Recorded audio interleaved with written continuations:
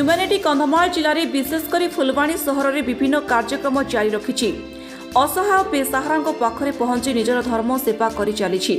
गत समय टीम तरफ फुलवाणी सहर में बुलुथिबा मानसिक विकारग्रस्त सफासुतुरा कार्यक्रम करा जड़े व्यक्ति अतीत सड़क दुर्घटना गोड़ भांगी जाइथिला। टीम सदस्य तुरंत मेडिकल नहीं तांकर चिकित्सा कराइथिले पर से सुस्थ होई सहर में बुलुथिले। आज हठात सकाळु से व्यक्ति बजार एसबीआई बैंक सामने अचेत अवस्था पड़िछंती। टीम सदस्य एही खबर पाइबा क्षणी आसी किछि पदक्षेप नेबा बेलकु से मृत बोली जणा पड़िथिला।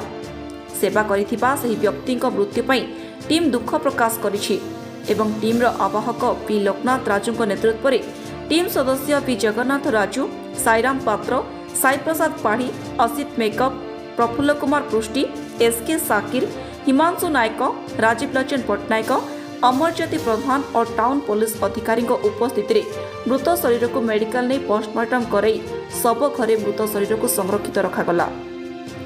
फुलवाणी प्रताप दिगाल को रिपोर्ट, न्यूज़ 19 ओडिशा।